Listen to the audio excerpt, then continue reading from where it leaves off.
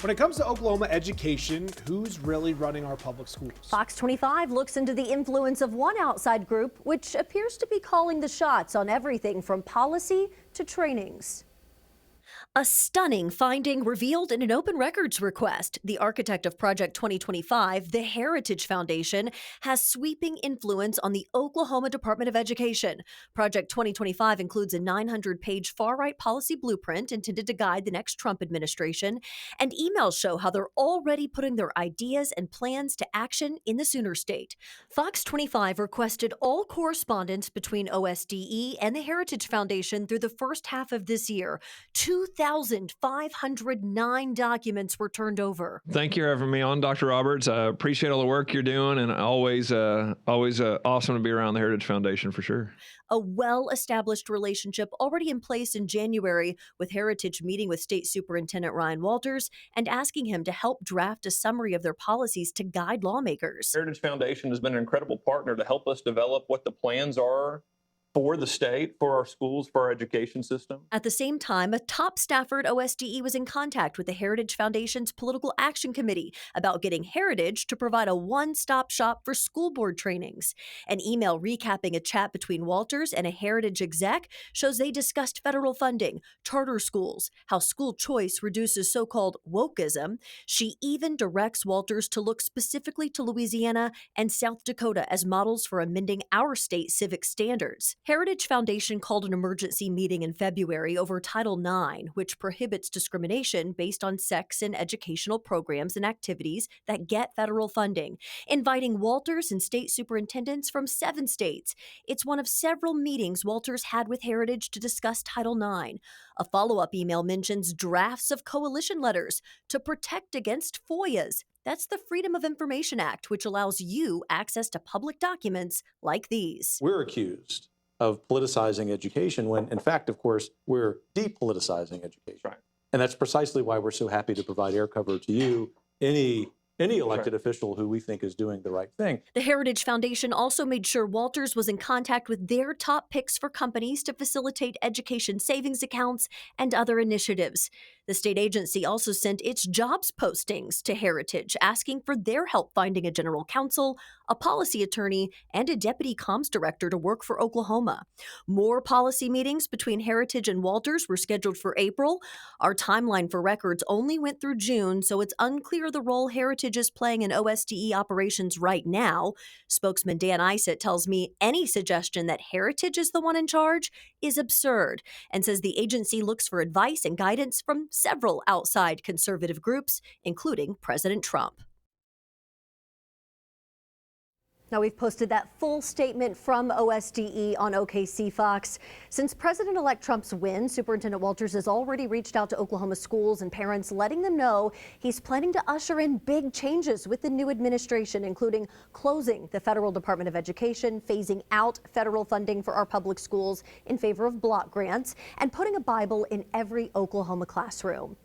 And an issue we've seen getting in the headlines over the last couple of years is diversity, equity, and inclusion initiatives. Republican lawmakers, more than 30 states, have introduced bills to either restrict or regulate DEI. Now today, Superintendent Ryan Walters called on the Biden administration to reimburse Oklahoma for the cost of DEI programs. Walters claims there's no constitutional authority for the Department of Education to mandate the DEI agenda, and says DEI is just another example of how the federal government has overstepped its authority and why the U.S. Department of Education should be shut down. Now, in a press release, and we've got them highlighted, this is a snippet from it right here.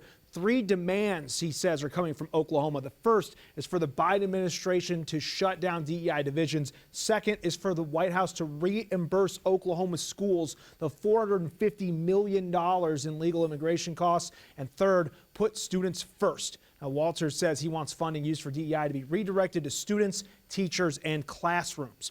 Walters' stance similar to what we've seen from the Heritage Foundation. The organization published multiple reports during the last few years calling DEI harmful and a sham.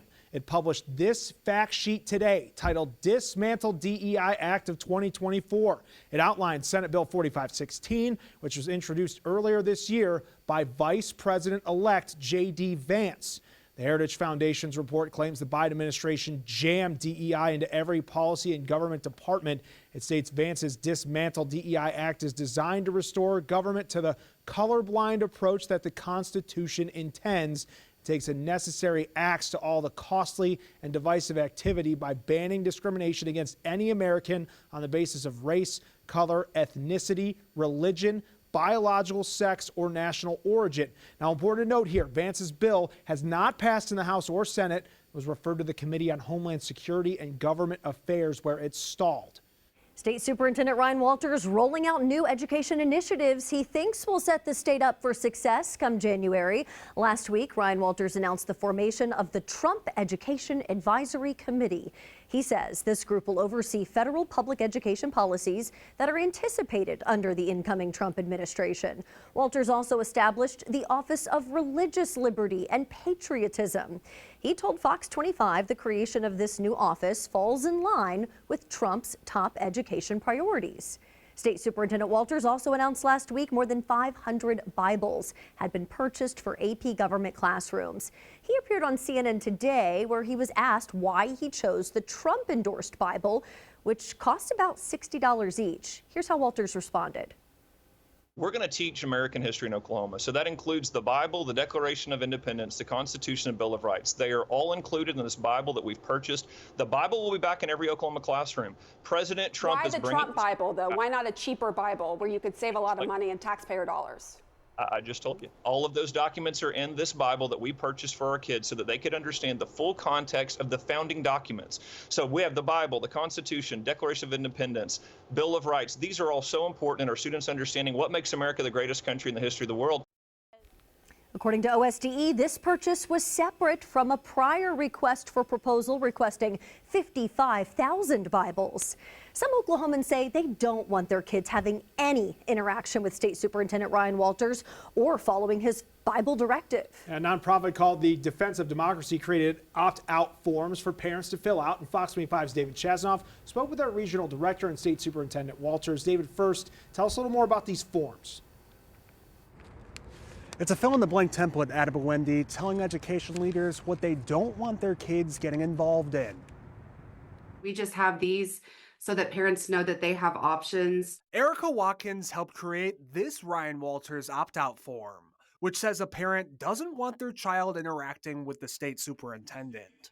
The form also says a parent won't allow their kid to watch or listen to a recording of him in school, which goes against Walters mandating last Thursday that this video be played in all Oklahoma classrooms. I pray in particular for President Donald Trump. I don't want my children to have to be subjected to this political theater, and I know there's a lot of Oklahoma parents that feel the same. Walters is pushing back against the Defense of Democracy, which created this. They're a radical left-wing group, so I mean that is what it is. They're completely out of line with Oklahoma values. We're pretty unapologetic here. We're going to support Oklahoma values. We're going to get our schools back on track by bringing in a conservative reform agenda.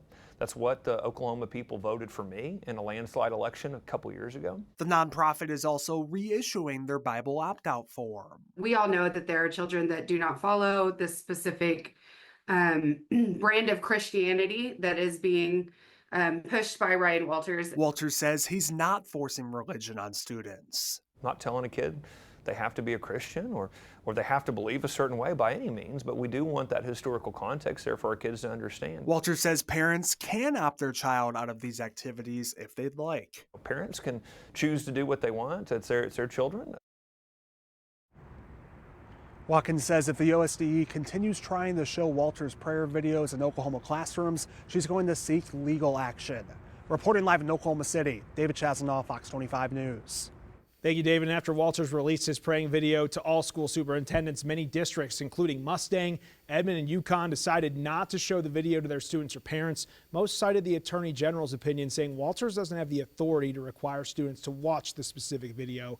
Tonight, we're hearing from Oklahoma City Public School Superintendent Jamie Polk said in a statement that after careful consideration, they do not have any plans to share the video with their students or parents. Another organization that we have seen connect with Superintendent Ryan Walters is Moms for Liberty. He was tapped to speak at their annual summit in Philadelphia last year. Then, when the Southern Poverty Law Center called Moms for Liberty an extremist organization, Walters defended the Oklahoma chapter of the organization. He said in a statement the group is a patriotic organization and that this was another example of left-wing extremism. The Oklahoma chapter is involved in politics across our state. Today, they co-hosted a town hall meeting with the Republican Women's Club. Leaders say the chapter empowers and pushes Oklahoma parents to be more involved in their kids' education. Throughout the meeting, parents and visitors had the chance to talk with 14 state lawmakers about any concerns or issues they might have. So we're about parental rights and school issues. So if you have kids in school, this is a great place to come to find out more of what's going on. Moms for Liberty has 300 chapters nationwide, including ones in Garfield and Canadian counties. And that was your Big Story Breakdown tonight. You can learn more about the Heritage Foundation's influence and Walter's Bible initiatives on OKCFox.com.